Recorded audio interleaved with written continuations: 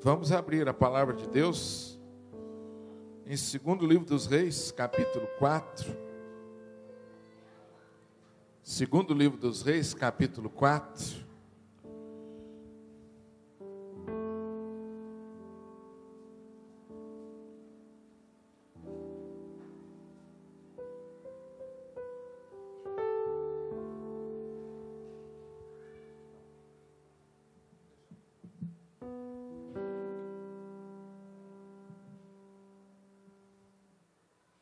Segundo Reis, capítulo 4, versículo 8, nós vamos aprender mais acerca de mais um milagre que nós encontramos na palavra de Deus.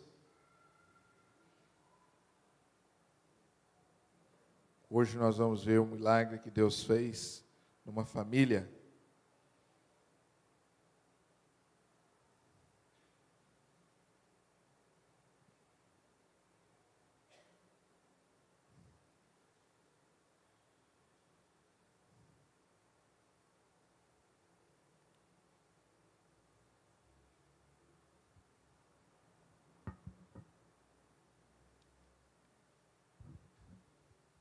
Pedir aos irmãos que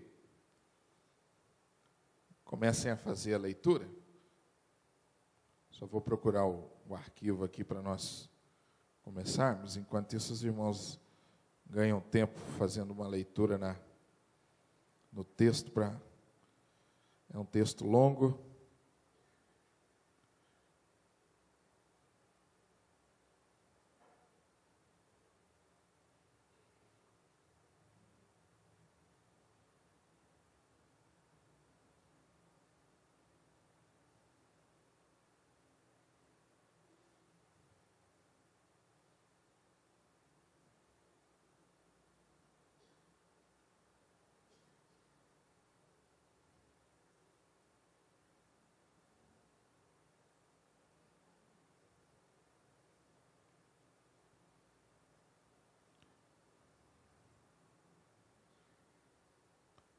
Boa ideia, faz favor. Vou pedir ela lá para fazer a leitura com vocês, enquanto eu acho o arquivo aqui, que ele sumiu. Certo dia passou Eliseu por Sunem, onde se achava uma mulher rica, a qual o constrangeu a comer pão. Daí, todas as vezes que passava por lá, entrava para comer. Ela disse a seu marido: vejo que este que passa sempre por nós é santo homem de Deus. Façamo-lhe, pois, em cima um pequeno quarto, obra de pedreiro, e ponhamos-lhe nele uma cama, uma mesa, uma cadeira e um candeeiro. Quando ele vier à nossa casa, retirar-se-á para ali. Um dia, vindo ele para ali, retirou-se para o quarto e se deitou. Então disse ao seu moço Geazi: chama essa sunamita. Chamando a ele, ela se pôs diante do profeta. Este havia dito ao seu moço: dize-lhe, eis que tu nos tens tratado com muita abnegação. Que se há de fazer por ti? Haverá alguma coisa de que se fale a teu favor ao rei ou ao comandante do exército? Ela respondeu: habito no meio do meu povo. Então disse o profeta: que se há de fazer por ela? Geazi respondeu: ora, ela não tem filho e o seu marido é velho. Disse Eliseu: chama-a. Chamando-a ele, ela se pôs à porta. Disse-lhe o profeta: por este tempo, daqui a 1 ano, abraçarás um filho. Ela disse: não, meu senhor, homem de Deus, não mintas a tua serva. Concebeu a mulher e deu à luz um filho no tempo determinado, quando fez 1 ano, segundo Eliseu lhe dissera. Tendo crescido o menino, saiu certo dia a ter com seu pai, que estava com segadores. Disse a seu pai: ai, a minha cabeça. Este disse ao seu moço: leva-o à sua mãe. Ele o tomou e o levou à sua mãe, sobre cujos joelhos ficou sentado até o meio-dia e morreu. Subiu ela e o deitou sobre a cama do homem de Deus, fechou a porta e saiu. Chamou a seu marido e lhe disse: manda-me um dos moços e uma dos jumentas, para que eu corra ao homem de Deus e volte. Perguntou ele: por que vais a ele hoje? Não é lua nova, nem sábado? Ela disse: não faz mal. Então fez ela albardar a jumenta e disse ao moço: guia e anda, não te detenhas no caminhar, senão quando eu te disser. Partiu ela, pois, e foi ter com o homem de Deus ao Monte Carmelo. Vendo-a de longe, o homem de Deus disse a Geazi, seu moço: eis aí a sunamita, corre ao seu encontro e diz-lhe: vai tudo bem? Contigo, com teu marido, com o menino? Ela respondeu: tudo bem. Chegando ela, pois, ao homem de Deus ao monte, abraçou-lhe os pés. Então se chegou Geazi para arrancá-la, mas o homem de Deus lhe disse: deixa, porque a sua alma está em amargura, e o Senhor me encobriu e não me manifestou. Disse ela: pedi eu a meu senhor algum filho? Não te disse: não me enganes? Disse o profeta Geazi: cinge os teus lombos, toma o meu bordão contigo e vai. Se encontrares alguém, não o saúdes. E se alguém te saudar, não lhe respondas. Põe o meu bordão sobre o rosto do menino. Porém disse a mãe do menino: tão certo como vive o Senhor e vive a tua alma, não te deixarei. Então ele se levantou e a seguiu. Geazi passou adiante deles e pôs o bordão sobre o rosto do menino. Porém não houve nele voz nem sinal de vida. Então voltou a encontrar-se com Eliseu e lhe deu o aviso e disse: o menino não despertou. Tendo o profeta chegado à casa, eis que o menino estava morto sobre a cama. Então entrou, fechou a porta sobre eles ambos e orou ao Senhor. Subiu à cama, deitou-se sobre o menino, e pondo a sua boca sobre a boca dele, e os seus olhos sobre os olhos dele, e as suas mãos sobre as mãos dele, se estendeu sobre ele, e a carne do menino aqueceu. Então se levantou e andou no quarto uma vez de lá para cá, e tornou a subir, e se estendeu sobre o menino. Este espirrou 7 vezes e abriu os olhos. Então chamou a Geazi e disse: chama a sunamita.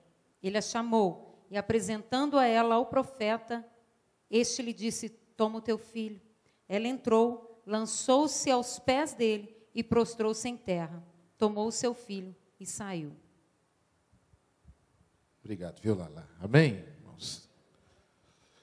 A maior concentração de milagres em toda a Bíblia, você não vai encontrar Deus fazendo no templo, nem nas ruas, nem nos palácios. Mas nós vamos encontrar Deus fazendo os maiores milagres em casa, dentro dos lares. Depois de estudar a Bíblia e ler algumas vezes a Bíblia, e pensar nas ações de Deus e procurar aprender como Deus age, eu fiquei surpreso com essa constatação. Porque muitas vezes a gente pensa que o lugar de Deus agir é no templo. Muitas vezes as nossas maiores expectativas dos milagres de Deus é no templo, quando nós vamos para a reunião da igreja. Nós não estamos errados em esperar os milagres de Deus na reunião do seu povo. Mas olha, nós estamos muito errados quando nós não esperamos que esses ou tantos outros aconteçam dentro da nossa própria casa. O lar é o lugar das maiores batalhas nossas. E é o lugar também das maiores vitórias. O pecado entrou no mundo através de um lar. A primeira batalha, a maior de todas, que nós perdemos, foi no lar. Mas graças a Deus, porque Deus mesmo proveu o nosso Salvador, o nosso Libertador, que foi o nosso Senhor Jesus. E Jesus agiu de forma miraculosa tantas e tantas vezes nos lares. Esse texto é mais um exemplo disso. Eu gosto de dizer da predileção de Deus por agir na nossa casa. A predileção que Deus tem de agir na nossa casa. Esse texto nos fala aqui de uma história em que uma família passou por uma crise muito grande. E Deus fez um milagre. A história da mulher sunamita, muitos de nós aqui já conhecemos. Uma mulher rica, que morava em Sunem. Sunem significa lugar de repouso. Essa mulher estava muito bem com a sua família ali. Ela era rica, uma mulher de posses, tinha suas terras, estava no meio do seu povo, como diz o texto, e passou por ali o homem de Deus. Eliseu passou por ali. Diz-nos o texto aqui que certo dia, Eliseu passou por Sunem. Eliseu estava já sendo usado por Deus de uma forma extraordinária naqueles dias. Você percebe aqui nos dias de Eliseu uma concentração de milagres muito grandes através de Eliseu. Então diz-nos o texto que ele passou ali por Sunem, procurando encontrar repouso, na casa do repouso, e ele foi recebido pela mulher sunamita, e aí começa a se desenrolar uma bonita história, uma história de um final feliz, mas que teve seus momentos dramáticos. Diz-nos o texto que o profeta ficou constrangido com a generosidade daquela mulher, com a abnegação. Algumas tradições dizem que aquela mulher foi abnegada, foi generosa, foi sensível e convenceu o seu marido a fazer lá na sua casa um quarto para o homem de Deus, que ela chamou, reconheceu Eliseu. E o profeta, constrangido pela sua generosidade, isso é muito importante perceber no texto, o profeta, constrangido por sua generosidade, ele disse ao seu servo: o que nós podemos fazer por ela? Isso me chama muita atenção, viu, mulheres? Deus ficou constrangido com a generosidade daquela mulher. Amém? Deus se constrange com a nossa generosidade. O seu coração ficou cheio de compaixão com aquela mulher. Deus quis abençoar aquela mulher por causa da sua generosidade. Deus se dispôs a abençoar aquela mulher por causa da sua generosidade. O coração de Deus foi tocado por causa da generosidade daquela mulher. Olha o poder da generosidade, da abnegação, do amor. E então o profeta, ali junto com o moço, perceberam que ela não tinha filhos. E aquilo naqueles dias era algo que realmente poderia ser constrangedor para aquela mulher. E o profeta, então, naquele momento, anunciou o milagre. Daqui a 1 ano, você vai ter um filho. Aquela mulher, ela foi impactada com aquela palavra, porque ela, no primeiro momento, ela disse: olha, eu habito no meio do meu povo, ou seja, as coisas estão tão bem aqui, estão tudo certo, no seu devido lugar. Então você não me encha de esperanças vãs, não minta para mim. Mas ela disse que ela não disse em nenhum momento que não acreditava. Ela só pediu para que o profeta estivesse sendo bastante sincero, verdadeiro com ela. Porque, com certeza, o profeta tocou num ponto muito difícil para ela, muito delicado. Então, ela não queria se encher de esperança vã. Então, ela alertou o profeta: olha o que você está falando. Isso é até ao mesmo tempo, uma lição para nós, né? Cuidado com as pessoas. Então, diz-nos o texto que depois de 1 ano, realmente ela concebeu e teve o seu filho. O que levou? Isso foi o primeiro milagre, né? Qual foi aqui a atitude dessa mulher? Qual foi a atitude dessa mulher que nós podemos tomar como exemplo? Eu creio que essa mulher foi sensível, foi atenciosa à oportunidade que Deus estava dando a ela.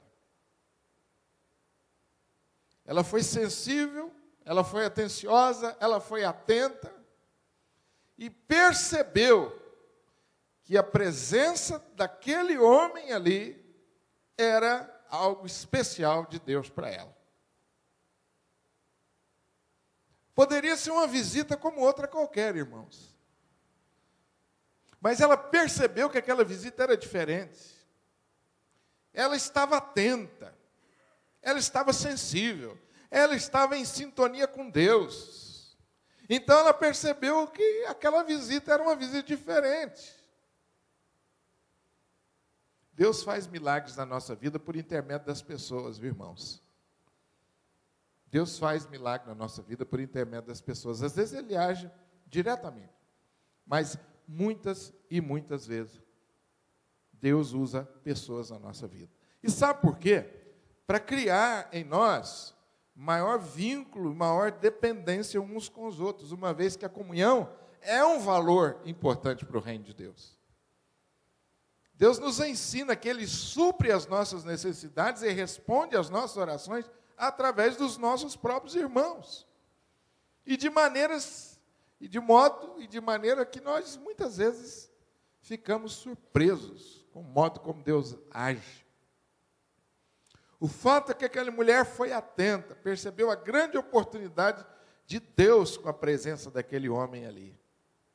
Essa foi a primeira atitude que fez com que Deus estivesse predisposto a abençoar e a fazer um milagre na vida daquela mulher. Esteja atento às oportunidades de Deus para sua vida. Cuidado com os preconceitos. Cuidado com os preconceitos, que os preconceitos cegam a nós. Eles impedem de nos ver Deus chegando na nossa vida. Eu tive uma experiência muito bonita. Quantos anos atrás, Jaque? 2? 3? 2 para 3 anos atrás, eu fui internado no hospital com uma grande dor. E descobri que era um problema nos rins, não era a primeira cólica de rins que eu tinha, mas aquela foi diferente. Perdurou por muito tempo, eu fiquei algum tempo no hospital. E um dia eu estava lá, por volta das 10 horas da noite, no hospital, dando uma volta. Jaqueline estava lá comigo, me acompanhando.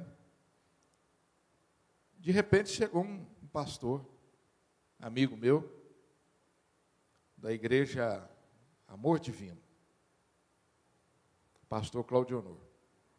O pastor Claudionor foi um amigo uma amizade que nasceu, que eu não planejei, ele não planejou, eu sei que nós nos identificávamos muito, mas dos meus amigos e dos pastores, ele era o pastor mais simples. Mas houve uma identificação muito grande com ele. E às vezes a gente estava nos encontros, nas reuniões, e a gente gostava de estar juntos.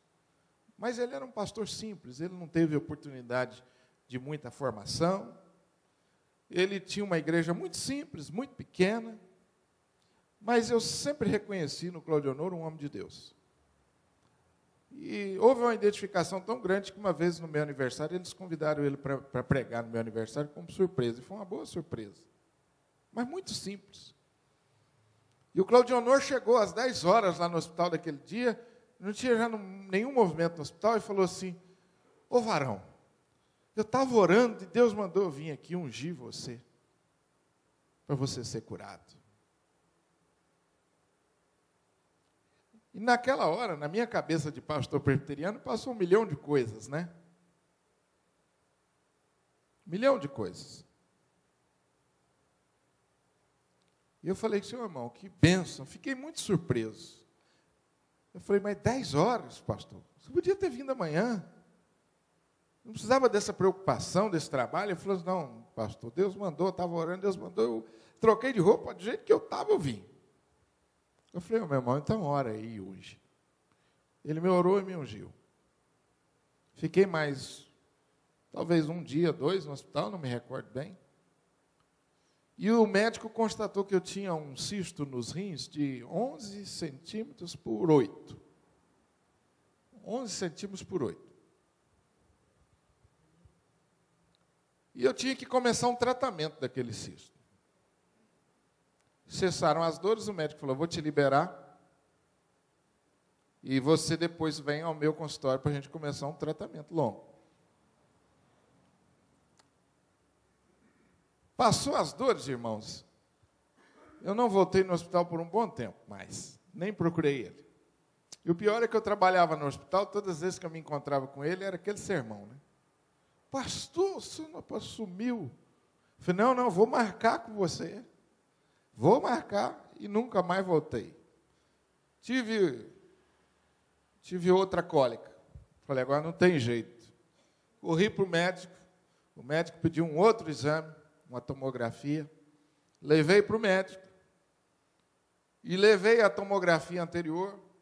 Aí o médico olhou as duas tomografias e falou assim, tem alguma coisa errada aqui, pastor. Eu falei, o que tem errado aí? Eu falei, não é possível. Eu falei, não, tem uma aqui que tem um cisto enorme. E a outra, a recente, não tem nada. Eu fiquei calado ouvindo. Ele falou, pastor, o cisto do senhor é desse tamanho. Pegou a régua e colocou aqui. Falou, está aqui. Ele falou, agora o que o senhor fez agora não tem nada, sumiu. Eu falei, e aí, doutor? Ele falou, e aí? Tem nada para fazer.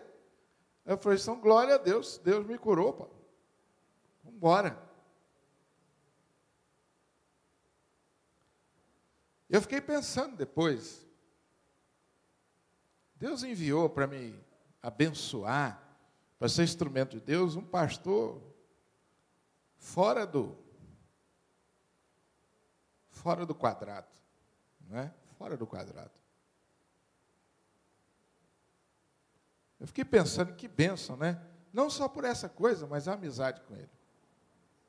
Então, às vezes, Deus coloca pessoas na sua vida, você não entende por quê, viu? Seja generoso sempre com elas. Receba bem, procure reconhecer os homens e mulheres de Deus que Deus coloca na sua vida. Procure reconhecer. Porque essas pessoas podem ser enviadas por Deus para fazer um milagre na sua vida. Essa mulher, então, ela foi atenta às oportunidades de Deus. Irmãos, Deus, na sua soberania, Ele faz coisas que a gente não vai entender. Isso é uma coisa que nós precisamos aprender em relação aos milagres de Deus. Deus tem métodos que são fora dos nossos. Nós temos uma cartilha teológica, né? Um manual teológico que enquadra Deus, que engessa Deus. Só que Deus não se deixa engessar, não se deixa enquadrar. Os discípulos esperavam que Jesus viesse andando ao encontro deles num barco. E Jesus veio andando sobre o mar. Quer dizer, foi fora da cartilha deles. Quando Jesus chegou, eles disseram o quê? É um fantasma. Por que eles não pensaram em nenhum momento que era Jesus? Porque para eles, Jesus só podia vir de barco. O manual de teologia deles, Jesus só vinha de barco. O próprio João, quando narra esse milagre, ele diz que chegaram do outro lado, o barquinho de Jesus estava lá ancorado. Mas Jesus resolveu ir ao encontro dos discípulos de uma forma inesperada. Como Ele pode vir na minha vida e na sua vida? Esteja aberto. Eu aprendo com essa mulher aqui também uma segunda coisa muito importante. Quando o profeta disse para aquela mulher, daqui a 1 ano você vai abraçar seu filho, e ela respondeu, não, meu senhor, não mintas a tua serva. A gente pode entender aqui que essa mulher já havia aceitado o fato de que ela não teria filhos, ela já havia se acomodado a essa situação. Já fazia tempo que ela estava dentro dessa realidade. Mas você sabe uma coisa que eu aprendo com essa mulher? Mesmo convivendo durante muito tempo com uma situação impossível, essa mulher deixou uma porta aberta para o milagre. Mesmo convivendo com uma situação impossível durante muito tempo, essa mulher não perdeu a fé. Ela deixou uma porta, uma janela para Deus fazer um milagre. Porque em nenhum momento essa mulher disse assim, olha, eu não creio nisso. Profeta, ó, você está se precipitando, eu não posso ter mais filho, meu marido não pode, eu sou estéril, então você está se precipitando, eu não creio nisso. Em nenhum momento ela disse isso. É porque lá no fundo ela deixou uma janela aberta para o milagre. Mesmo diante de muito tempo, está convivendo com uma situação impossível. Irmãos, em João capítulo 5 diz que 38 anos, um homem foi conduzido ao tanque de Betesda com uma situação impossível. 38 anos. Depois de 38 anos, Deus veio. Olha quanto tempo que esse homem conviveu com uma situação impossível. Você encontra no Novo Testamento muitas vezes situações assim, cego de nascença, paralítico há muito tempo, leproso de muito tempo. A nossa tendência é quando a situação vai persistindo, a gente vai endurecendo, a gente vai perdendo a fé, vai desanimando. Você quer um milagre de Deus na sua vida? Você precisa, olha, deixa sempre a porta aberta para o milagre no tempo de Deus. Você vai ter que fazer adaptações? Vai. Você vai ter que fazer adaptações na sua vida, diante de situações que você não consegue mudar. Tem sim. Todos nós temos que temporariamente fazer adaptações. Mas não deixa a porta, não fecha as portas, não. Tem gente que fala assim, acabou, não tem jeito, isso não muda, não. Esse menino não muda, não. Essa mulher não muda, esse homem não muda, não. Não, esse homem ainda não mudou, esse menino ainda não mudou, essa situação ainda não mudou, ainda.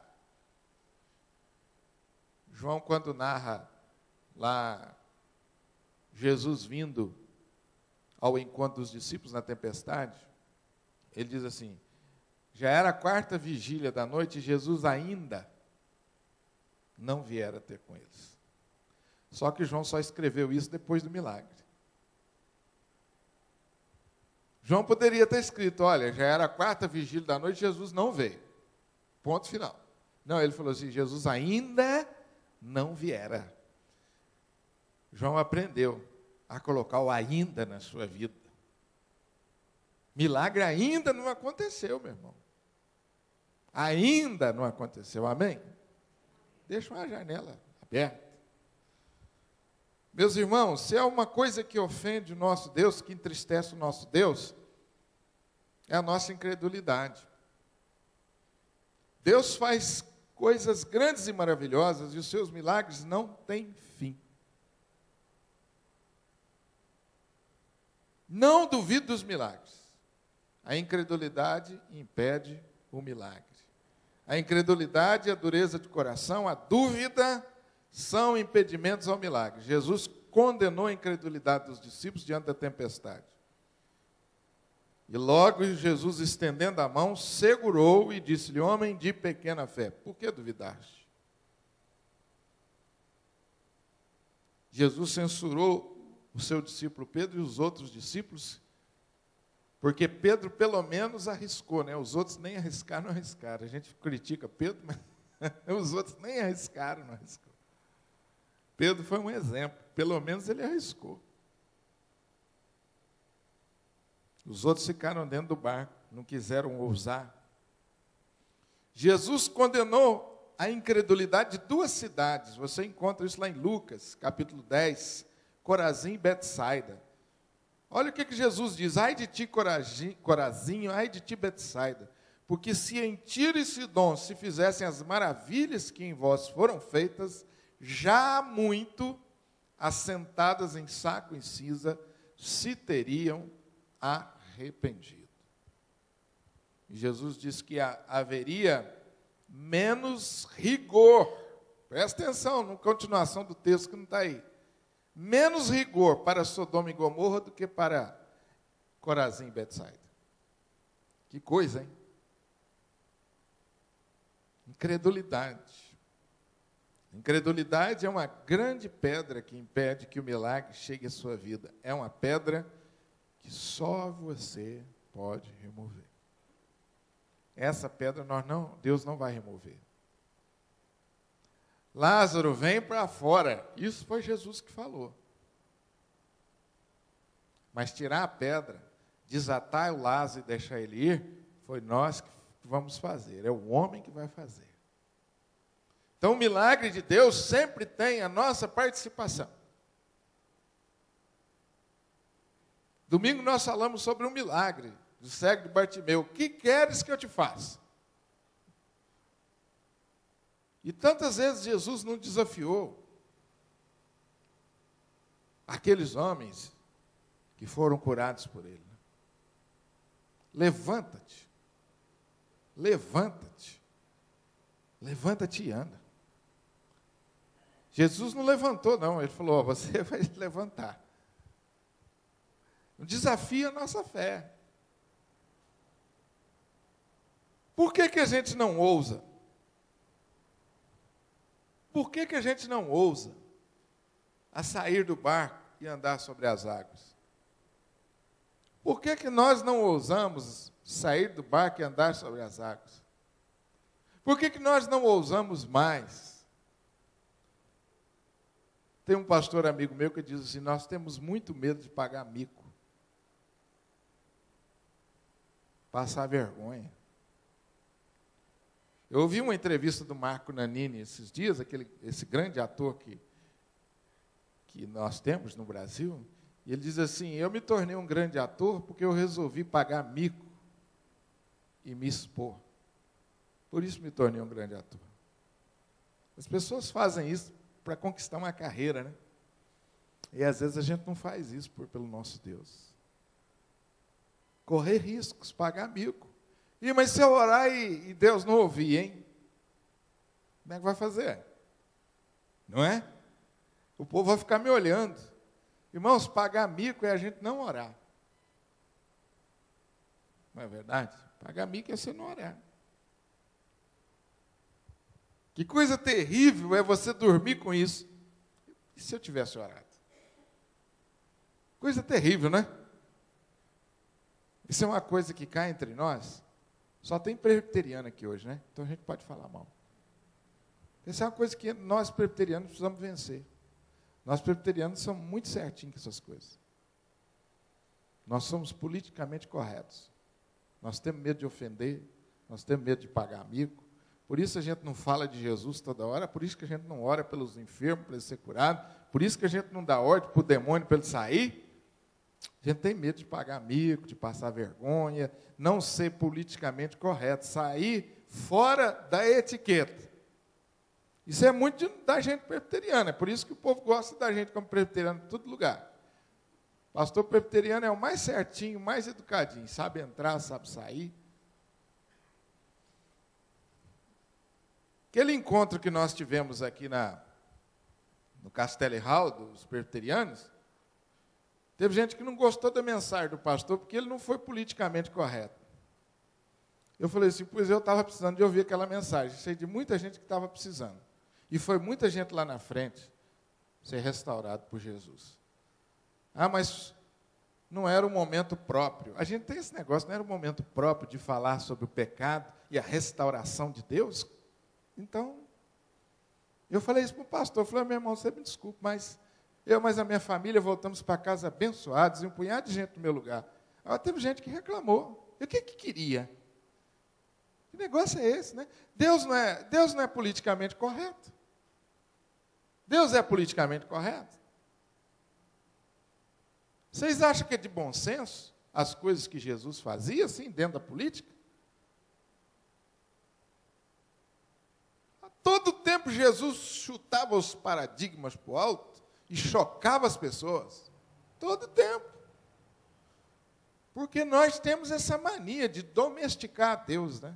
De enquadrar Deus dentro do nosso esquema, dentro dos nossos valores. E não ousamos para Deus. Que Deus nos ajude a ousar mais e confiar nos milagres. Ore com ousadia. Ore com ousadia, espere. Espere mesmo. Onde Deus habita, os sonhos de Deus jamais morrem.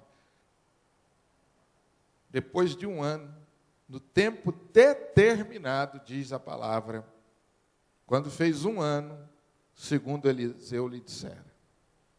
Aí veio a bênção.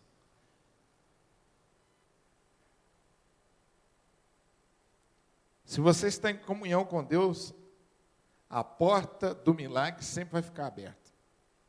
E a qualquer hora ele pode chegar e surpreender você. Um ano, hein? Fico imaginando, irmãos, a barriga daquela mulher crescendo, hein? Que testemunho durante 9 meses. Ah, mas você não podia. Mas Deus falou que eu vou ter. Deus já me deu o privilégio de ver isso. Mulheres estéreis ficando grávidas, mais de uma. Já aconteceu com vocês isso? Coisa maravilhosa, né? Coisa maravilhosa. O pastor médico falou que não tem jeito nenhum. Chamar os presbíteros, ora. Passa um pouco, pastor, estou grávida. Aí vai no médico, o médico, eu não sei o que aconteceu. Mas ousa. Não deixe de sonhar. Diz-nos o texto em seguida que aquele menino cresceu e ele saiu para trabalhar com o pai. Provavelmente uma lavoura muito grande, né? A cabeça dele começou a doer. O pai mandou levar ele de volta para sua mãe. A mãe pegou o menino nos braços, ficou sentada com ele a manhã toda, até que o menino veio a morrer. Ponto final do sonho. Ponto final do sonho. Ponto final nada, era apenas ponto e vírgula. Deus estava para fazer outra coisa maior na vida daquela mulher, né? Diz-nos o texto que aquela mulher, com o seu filho, ela colocou o filho na cama do profeta, e diz o texto aí, ela mandou arrumar a jumenta, albardar a jumenta, e disse ao seu servo, me chama muita atenção essas palavras dessa mulher, guia, anda e não pare no caminho. O que significa isso? Comece e não pare, e não desista, até a bênção chegar. Até eu encontrar com um homem de Deus, você não para. Perseverança. Irmãos, olha como Deus é maravilhoso, hein? Será que nós, no lugar dessa mulher, faríamos o mesmo?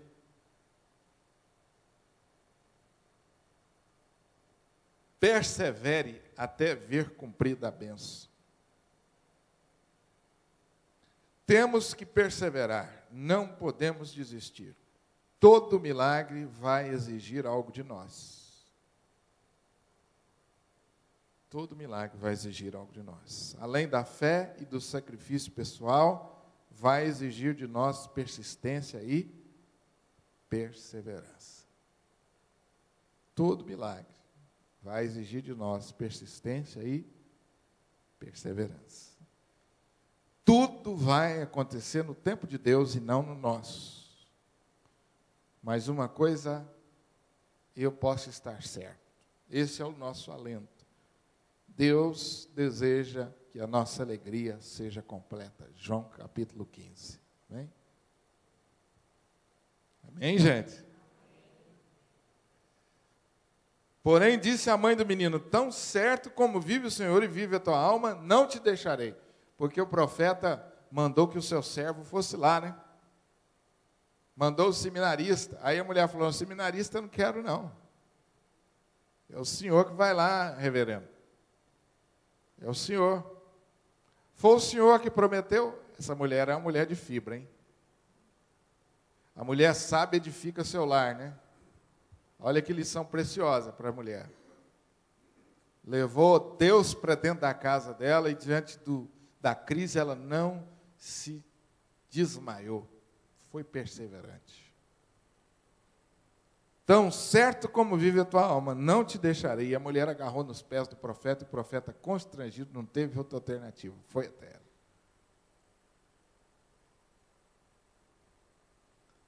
Permanecer firme, confiante e positivo, pois aquele que prometeu é fiel para... O profeta foi, orou sobre o menino, e a mulher está lá do lado dele. Até que o menino voltou à vida, aquela mulher não desgarrou. Pegou o menino, pôs nos braços e voltou para casa. Deus usou aquela mulher para trazer o filho de volta. Irmãos, eu fico pensando, né? Quantos filhos estão se perdendo por aí? Quantos filhos e filhas? Que exemplo de mãe, que exemplo para nós pais foi essa mulher. Batalhou, perseverou, confiou até que teve o seu filho de volta. Eu gosto muito daquele lema, né? Daquela logo do Desperta Débora. Falar nisso, nós não temos o Desperta Débora aqui na nossa igreja não, né, irmãos? Vocês conhecem? Precisávamos ter, né, Belozinho? Desperta Débora, né? É um excelente ministério, é maravilhoso. O Ministério Desperta Débora penetra nas escolas. É uma das estratégias mais eficazes para entrar nas escolas, viu? Porque as mães estão desesperadas ao ver os seus filhos se perdendo das escolas, as professoras e professores não sabem o que fazer, né? E o Desperta Débora entra com essa proposta das mães se levantarem orando para resgatar os seus filhos. E diz lá logo, né? Nós não criamos filhos para povoar o inferno. Deus não nos deu filhos para povoar o inferno. Então levanta, desperta, Débora, e vai em busca desse menino. Na oração, no jejum, e não solta os pés de Deus enquanto ele não devolver seu filho curado e salvo. Ele é fiel, ele prometeu, ele vai cumprir. Permaneça firme e confiante. A perseverança, meus irmãos, confiante, essa perseverança positiva, alegre, aquela perseverança onde você realmente espera no Senhor, ela é positiva, ela cria um ambiente espiritual de fé ao seu redor, onde o Espírito de Deus gosta de estar. O Espírito de Deus não gosta de incredulidade, de reclamação e de murmuração. Ele gosta de perseverança positiva. Esperar com confiança. Vai dar certo. Deus prometeu. Deus é fiel. Nós vamos conseguir porque Deus é fiel. É muito importante você desenvolver isso. Às vezes nós temos dentro da nossa casa um ambiente que não é um ambiente dos nossos sonhos.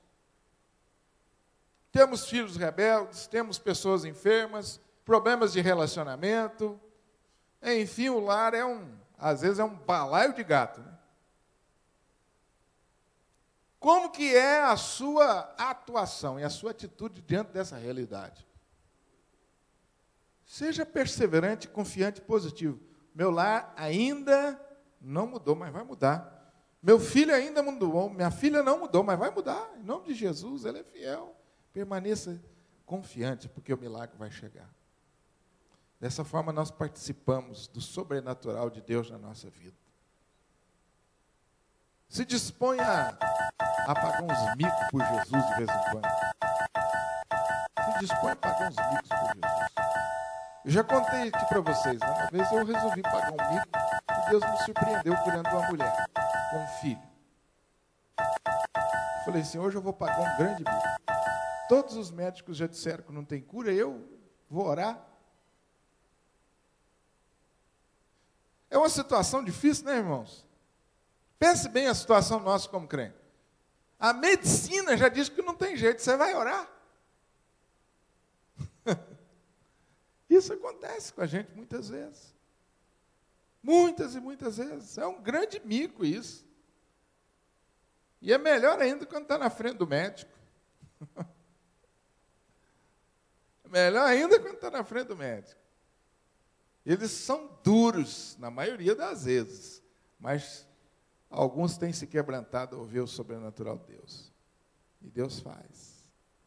E faz através de gente simples, né? Gente que não tem escola, não tem estudo. Recebe o diagnóstico do médico e fala assim, não, mas eu tenho esperança em Deus. Eu queria orar com vocês, à luz desse texto. E eu queria orar especialmente com você que precisa de um milagre de Deus.